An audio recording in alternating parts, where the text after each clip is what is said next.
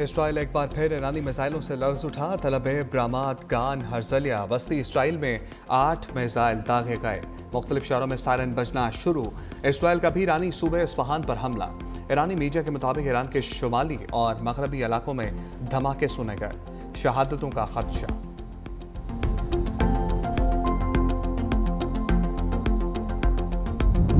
امریکی صدر ٹرمپ کی ایران کو دھونس اور دھمکیاں۔ کینیڈا سے واپسی پر میڈیا سے گفتگو، کہا اس وقت تہران سے بات چیت کے موڈ میں نہیں، ایران کے ساتھ کسی قسم کے امن معاہدے کی بات نہیں کی، جوہری مسئلے کا حقیقی خاتمہ چاہتے ہیں۔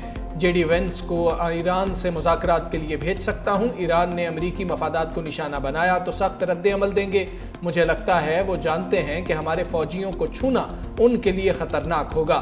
اسرائیل ایران پر حملوں کی رفتار کم نہیں کر رہا۔ ٹرمپ کی تہران سے شہریوں کے انخلاء کی دھمکی پر وضاحتیں، کہا تہران سے شہریوں کے انخلاء کی تنبیہ ان کے تحفظ کے لیے کی۔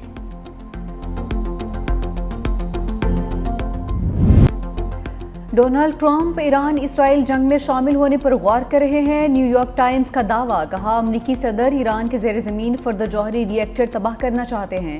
دفاعی ماہرین کے مطابق امریکہ کا بنکر بسٹر بم ہی جوہری ری ایکٹر تباہ کر سکتا ہے۔ JD-57 صرف امریکی B-2 بمبار سے ہی گرایا جا سکتا ہے۔ اسرائیل کے پاس یہ بم ہے اور نہ ہی B-2 بمبار طیارہ۔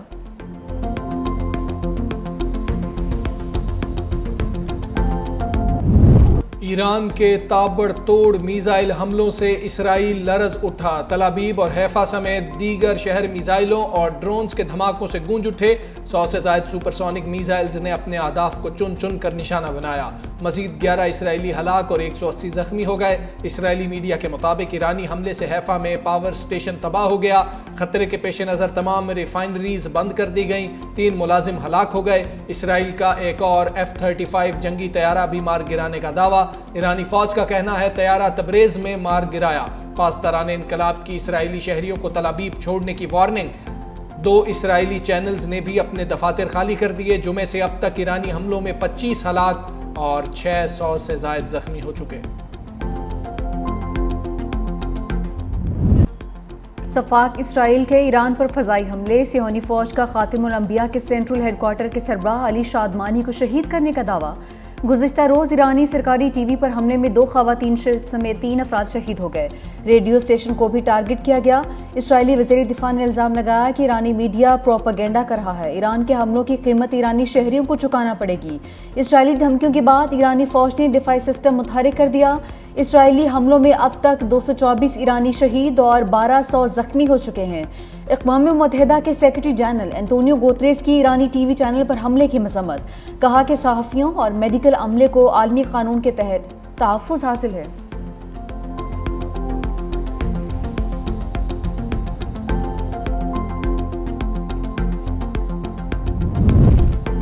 اسرائیل پر ایسا حملہ کریں گے جو اسے پچھتانے پر مجبور کر دے گا۔ اسرائیلی حملوں کا اسی کی زبان میں جواب دیں گے۔ ایرانی صدر کا پیغام، کہا ہم جنگ کو وسعت دینا نہیں چاہتے۔ ہر کمانڈر کے ہاتھ سے گرنے والا پرچم نیا کمانڈر اٹھائے گا اور میدان جنگ میں اترے گا۔ ایرانی وزیر خارجہ عباس اراقچی کا کہنا ہے نیتن یاہو ایک جنگی مجرم ہے۔ اسرائیل نے 3 دہائیوں سے امریکی صدور کو دھوکہ دے کر اپنی جنگیں لڑوائیں۔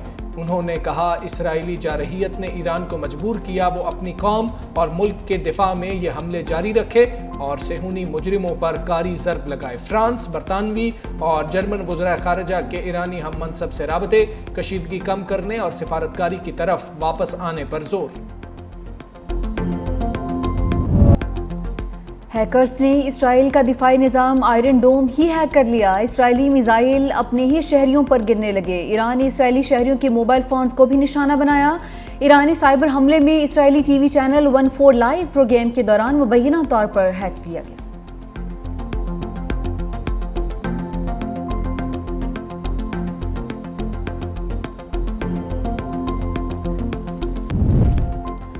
ترک اور امریکی صدر کے درمیان ایک دن میں 3 بار رابطہ. مشرق وسطی کی صورتحال پر بات چیت. رجب طیب اردوان کا ایرانی ہم منصب سے بھی رابطہ. اسرائیلی جارحیت اور دیگر امور پر گفتگو. ترک صدر کی کشیدگی کم کرنے اور ایٹمی مذاکرات کی بحالی کے لیے ثالثی کی پیشکش. طیب اردوان کا روسی ہم منصب کو بھی فون. خطے کی صورتحال پر بات چیت. کہا مشرق وسطی نئی جنگ کا متحمل نہیں ہو سکتا. چین کا کہنا ہے ایران کی سالمیت خطرے میں ڈالنے والا کوئی اقدام قابل قبول نہیں.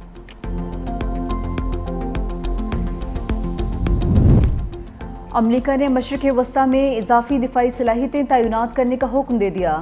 امریکہ نے ملٹری ری فیولنگ جہازوں کی بڑی تعداد مشرق وسطی بھیج دی. ایک ساتھ پرواز کرنے والی امریکی فضائیہ کے 3 طیاروں کی یورپ کی مختلف ایئر بیسز پر لینڈنگ. فلائٹ ریڈار نے تصویر جاری کر دی. رات کے طیارے امریکہ سے روانہ ہوئے. یورپ پہنچ کر الگ الگ ہو گئے. امریکی عہدیدار کے مطابق جہازوں کی تعیناتی پہلے سے طے شدہ تھی. نمیٹس میں 60 جنگی جہاز اور 5000 اہلکار رکھنے کی گنجائش ہے. پینٹاگون چیف نے کہا کہ امریکی فوج چوکس اور تیار ہے. امریکہ مشرق وسطی میں اپنے اثاثوں کی حفاظت کرے گا.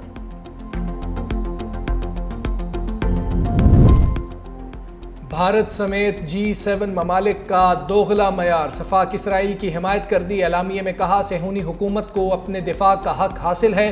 ایران کبھی جوہری ہتھیار نہیں رکھ سکتا تھا. دونوں ممالک میں کشیدگی میں کمی کی ضرورت ہے. توانائی منڈی کا استحکام بھی یقینی بنانے پر زور. میڈیا رپورٹس کے مطابق صدر ٹرمپ کا مشترکہ اعلامیے کے مسودے پر دستخط کرنے سے انکار. برطانیہ کا ایران پر حملوں سے لا تعلقی کا اظہار. برطانوی وزیر خارجہ ڈیوڈ لیمی کہتے ہیں ایرانی سرزمین پر کسی قسم کی عسکری کارروائی میں شریک نہیں ہوں گے. اسرائیل نے یہ تمام کارروائیاں یک طرفہ طور پر کی. امریکی سینٹ میں صدر ڈونلڈ ٹرمپ کے ایران جنگ سے متعلق اختیارات محدود کرنے کا بل پیش. ورجینیا سے سینیٹر ٹم کین نے بل پیش کر دیا. بل کے قانون بننے کے امکانات کم ہیں کیونکہ ریپبلکن جماعت سینٹ اور ایوانی نمائندگان دونوں پر قابض ہے. صدر ٹرمپ کو موصول ہونے والے قانون سازی کو ویٹو کرنے کا اختیار حاصل ہے.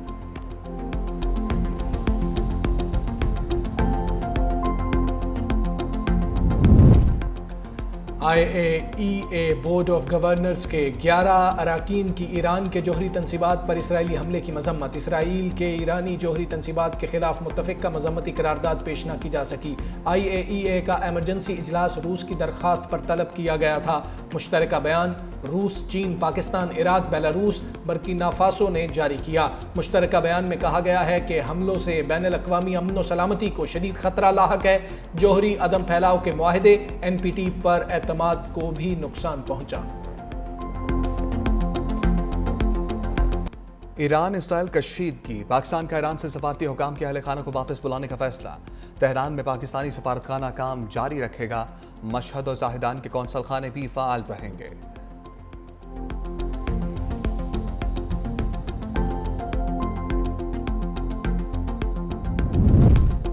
اور چیف جسٹس یحییٰ آفریدی کی زیر صدارت پشاور رجسٹری میں اعلیٰ سطح کا اجلاس. کچہری کمپاؤنڈ میں سرسبز مقامات، شجرکاری اور بچوں کے پارک کی تجویز. چیف جسٹس یحییٰ آفریدی نے کہا انصاف کی فراہمی کے نظام کو مزید مضبوط کیا جائے گا.